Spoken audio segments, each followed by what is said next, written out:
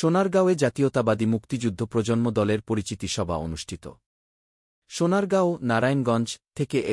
M Monir Hossain এর report. নারায়ণগঞ্জের সোনারগাঁওয়ে বাংলাদেশ জাতীয়তাবাদী মুক্তিযুদ্ধ প্রজন্ম দল সোনারগাঁও থানা নেতৃবৃন্দের পরিচিতি সভা অনুষ্ঠিত হয়েছে। ২৪ অক্টোবর শুক্রবার সকাল ১০টার দিকে উপজেলার পিরোজপুর ইউনিয়নের মেঘনা নিউ টাউন মার্কেট এলাকায় বাংলাদেশ জাতীয়তাবাদী মুক্তিযুদ্ধ প্রজন্ম দলের সভাপতি জিয়াউর রহমানের সভাপতিত্বে প্রধান অতিথি হিসেবে উপস্থিত ছিলেন সোনারগাঁও থানা যুবদলের যুগ্ম আহ্বায়ক আশরাফুল আলম আশরাফ প্রধান। বিশেষ অতিথি ছিলেন শহীদুর রহমান স্বপন, আহ্বায়ক সোনারগাঁও থানা যুবদল,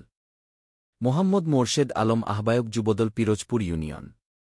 এ সময় আরও উপস্থিত ছিলেন সোনারগাঁও থানার বাংলাদেশ জাতীয়তাবাদী মুক্তিযুদ্ধ প্রজন্ম দলের ৪৫ সদস্য বিশিষ্ট পূর্ণাঙ্গ কমিটির সভাপতি জিয়াউর রহমান, সিনিয়র সহসভাপতি জাহাঙ্গীর মুন্সি,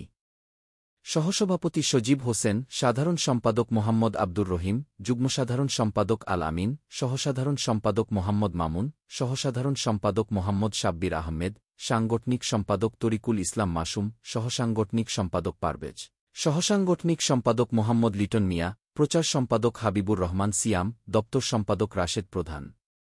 কোষাধ্যক্ষ আবু বক্কর সিদ্দিক বিপ্লব সহ কোষাধ্যক্ষ মোহাম্মদ বাহারুল ইসলাম, মুক্তিযোদ্ধা বিষয়ক সম্পাদক মঞ্জুর হোসেন মোল্লা, সহমুক্তিযোদ্ধা বিষয়ক সম্পাদক মোহাম্মদ রিফাত ভুইয়া, তথ্য বিষয়ক সম্পাদক আবুল কাশেম, যুব বিষয়ক সম্পাদক রায়হান প্রধান, ধর্ম বিষয়ক সম্পাদক